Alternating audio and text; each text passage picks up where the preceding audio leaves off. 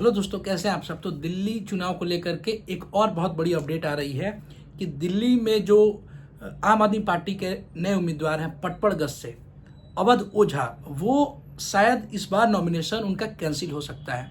तो ये क्या बात है वो आपको हम बताते हैं। दरअसल अवध ओझा को इस बार आम आदमी पार्टी ने उनके मशहूरियत को लेकर को कितने फेमस हैं इसको ध्यान में रखते हुए पटपड़गढ़ से टिकट दिया था और वो एक बहुत ही स्ट्रॉन्ग कैंडिडेट भी माने जा रहे थे पटपड़गढ़ से। पटपड़गढ़ वही सीट है जहां पहले मनीष सिसोदिया वहां से चुनाव लड़ा करते थे। इस बार मनीष सिसोदिया जंगपुरा से चुनाव लड़ने वाले हैं। तो हुआ मामला टोटल ये है कि जो अवध ओझा हैं वो दरअसल वोटर हैं यूपी के ग्रेटर नोएडा से और उन्होंने नॉमिनेशन कर रखा है दिल्ली में।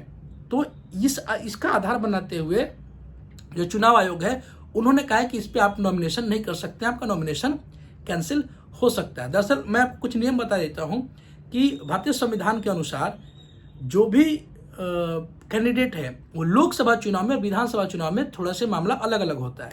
लोकसभा चुनाव में अगर आप इस देश में किसी भी राज्य के अगर वोटर हैं, अगर आप लोकसभा चुनाव में कहीं वोट डाल सकते हैं तो पूरे देश में आप कहीं भी चुनाव लड़ सकते हैं।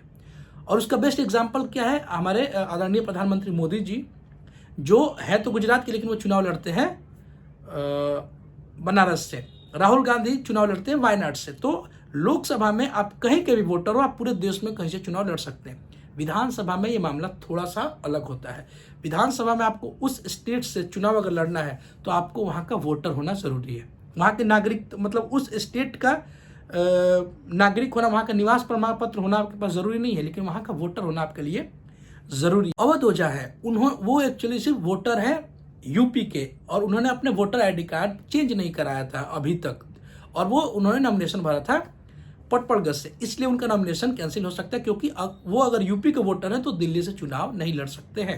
हालांकि अवध ओझा का ये कहना है कि उन्होंने 26 तारीख यानी 26 दिसंबर को ही ये दिल्ली में वोटर आईडी कार्ड के लिए एप्लीकेशन दे दिया था। लेकिन इस पर चुनाव आयोग का ये कहना है कि चूंकि इन्होंने केवल वोटर आईडी कार्ड के लिए एप्लीकेशन दिया था, तो ऐसे में अगर दिल्ली में इनका वोटर आईडी कार्ड बन जाता है तो इनका यूपी और दिल्ली दोनों जगह वोटर आईडी कार्ड हो जाएगा। जबकि हमारे देश में ये नियम है कि एक ही जगह से वोट दे सकता है और किसी व्यक्ति का सिर्फ एक वोट ही काउंट होता है।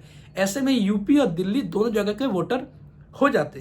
तो इसके लिए जो नियम है, नियम ये है कि आपको अलग से वोटर आईडी कार्ड यह नहीं बनवानी है। सबसे पहले आपको यूपी से दिल्ली में अपना ये वोटर आईडी कार्ड ट्रांसफर कराना पड़ता है, के बाद आप वोटर आईडी कार्ड यहाँ पे बनवा सकते हैं। तो उसके लिए अवध ओझा ने 7 जनवरी को ये एप्लीकेशन दे दिया था कि हमें मेरा ट्रांसफर कर दिया जाए यूपी से दिल्ली। लेकिन चुनाव आयोग का कहना है कि जो कट ऑफ डेट रखी थी चुनाव आयोग ने कि तब तक आप अपना ट्रांसफर करा सकते हैं, वो 6 जनवरी थी और इन्होंने 7 जनवरी को ये दिया है। तो ये लेकर के मामला फंसा हुआ है। हालांकि अरविंद केजरीवाल ने कहा है, अभी कुछ देर पहले उन्होंने प्रेस कॉन्फ्रेंस में कहा कि वो चुनाव आयोग से मिले हैं और चुनाव आयोग ने उनको आश्वासन दिया है कि हम इस मैटर को बिल्कुल ही सीरियसली से, संजीदगी से देखेंगे। अब देखना है कि चुनाव आयोग इस पे क्या कदम लेती है। क्या चुनाव आयोग इसको कंसीडर करती है कि हाँ ठीक है, कोई बात नहीं, इसको कंसीडर कर लिया जाए, थोड़ा सा ह्यूमन एरर है, या चुनाव आयोग अपने जो उसका फैसला है उस पर रिजिड रहती है, उस पर मजबूत रहती है और अवध ओझा का नॉमिनेशन कैंसिल कर देती है। दरअसल अरविंद केजरीवाल एक केस का हवाला दे रहे हैं जिसमें यह कहा गया है कि चुनाव लड़ने के 10 दिन पहले तक, अगर कई ऐसे केसेस में चुनाव लड़ने के 10 दिन पहले तक अगर कोई व्यक्ति अपना ट्रांसफर कराता है तो वो उसको कंसिडर किया जाता है, उसका नॉमिनेशन कैंसिल नहीं किया जाता है, बल्कि उसका वोटर आईडी कार्ड ट्रांसफर कर दिया जाता है। तो खैर अब देखने वाली बात ये होगी कि चुनाव आयोग इस पर क्या डिसीजन लेता है। और अब ये देखना है कि बीजेपी इस पर कैसे रिएक्ट करती है। बीजेपी क्या, जाहिर सी बात है बीजेपी विपक्ष में है तो रिएक्ट तो करेगी, कांग्रेस भी रिएक्ट करेगी। तो कुल मिला के मामला ये है कि मामला थोड़ा फंसता जा रहा है और दिल्ली चुनाव दिन प्रतिदिन और मजेदार होता जा रहा है। सारे विषयों पर आप अपडेट रहना चाहते हैं, एक एक नियम के साथ अगर आप बात सुनना चाहते हैं, कोई खबर जानना चाहते हैं, दोनों पक्षों की खबर जानना चाहते हैं बिना किसी बायसनेस के, तो प्लीज इस चैनल को सब्सक्राइब कर दीजिए। अपना ख्याल रखिए।